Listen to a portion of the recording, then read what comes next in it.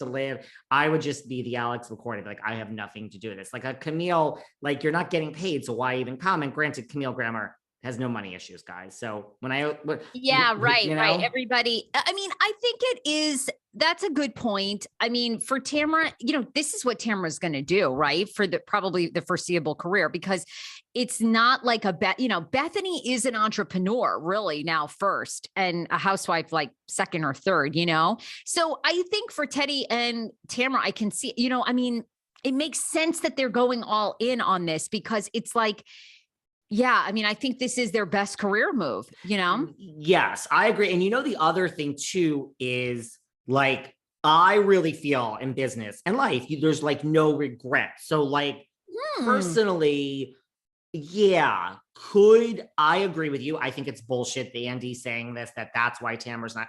I personally don't think Tamra's going back to the OC Housewives. I think she would go back if she were asked 100%. I don't think they're asking her. It is no shade to Tamra. I just personally don't think that is the direction that the show is going in. And I think, yeah, that's just me. But to Tamra's credit, to sit around and hope and wait every season that that the phone's gonna ring, like, I'm not coming for her, but I have to use Jill Zarin as the obvious example. All these years, like, waiting and waiting. And so if that phone is never going to ring for Tamra, what, you're going to sacrifice 5 years on the 2 T's in a pot, right? Like, do it, girl, go all in and don't worry about what the ramifications are. Like, what the alternative is not to do the podcast and to sit around and wait for your phone to ring for 30 years. That's sad to me. Like, just take the bull by the horns, Absolutely. 100%. Man, we are on soapboxes today. So that is where we can start. Now, what do you you sent me some notes, something about GT red carpet. I have no fucking clue what that note means, Sarah. Oh, no. Well, Ultimate Girls Trip, I mean, the show, the Ultimate Girls Trip, at Bluestone Manor, they did a red carpet. You saw Vicki and Dorinda on a stage, kind of standing 3 or 4 people away. Jill Zarin is back. I just love the cast. You've got Dorinda, you've got Vicki, you've got Tamra, you've got Jill Zarin. I mean, it just is so good. I love the cast. I love the whole thing. So there's been a lot of, I feel like, stories out about them this week. I feel like stories. Now, I did see the red carpet. Couple of things to say about this. First of all, I have to say my best dressed voted for that red carpet. Are you ready for this? Ooh. I'm going to give best dressed. I bet you didn't all love it. I got to give best dressed to Jill Zarin. I thought it was really great. Yep.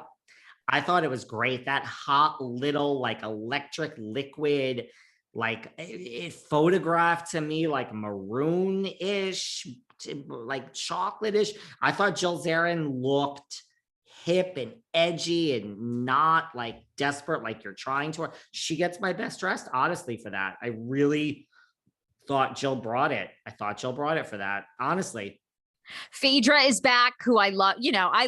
I love Phaedra. I obviously shared the radio station lawyer story with Phaedra. Phaedra has had multiple different careers, and anyway, they're all together. I think Eva is back. It's just a really good mix, I think. Now, here's the thing. At some point, I have not watched Girls Trip. At some point, we can talk about it here after we watch it. I'm sure everyone here has watched it. Have you watched it? Because I really have not watched it No, yet. I honestly have not watched it because it's only 3 episodes, FYI. It's only 3 episodes so far. You need a Peacock subscription. It's all on their Peacock. Of course, they have their Bravo, their regular NBC programming, and then you have to buy Peacock.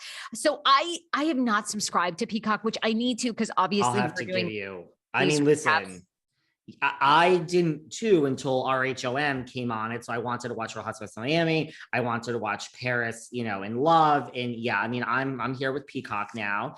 And I'll have to shoot you over my membership. Because I'm done with Dubai. I cannot get into Dubai. And I really was thinking, okay, maybe I'll follow along and we'll talk Dubai.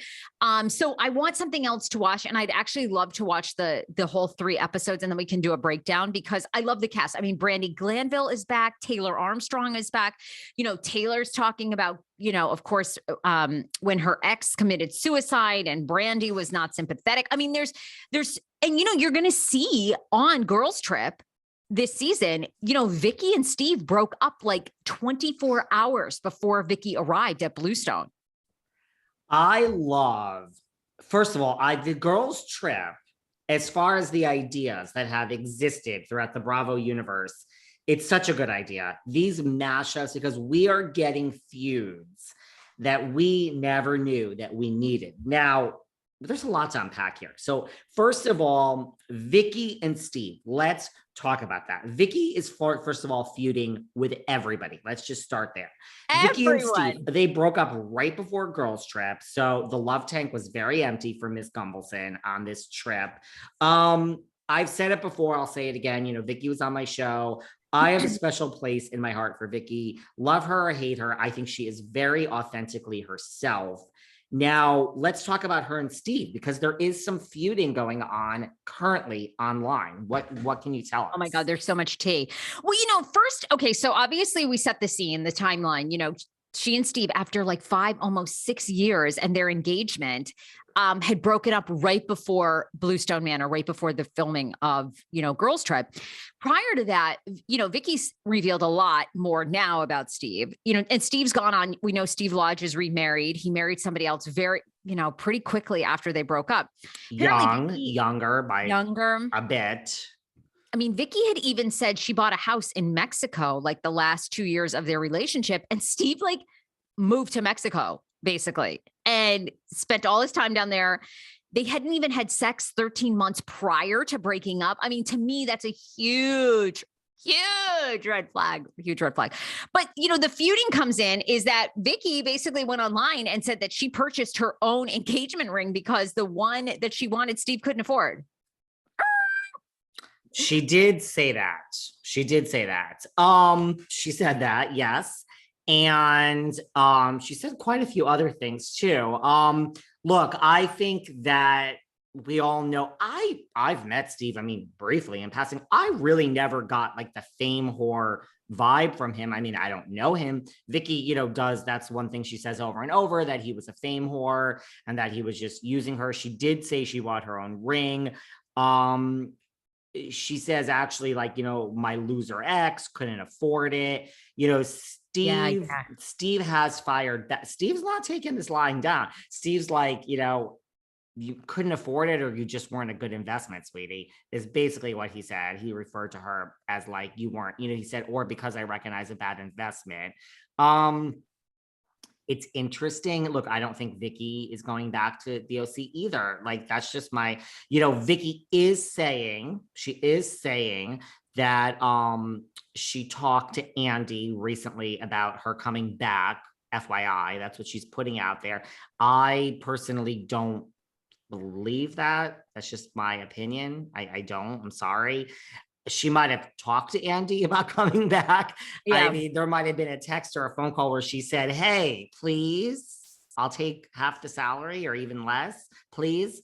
I'll even come back as a friend of, and Andy said, ha, ha, ha, ha. Let me go attend to Lucy in bed. I mean, that's not a lie. If you talk, I don't really think Vicki, I think Tamra will be back 100 times over before we have Vicki back.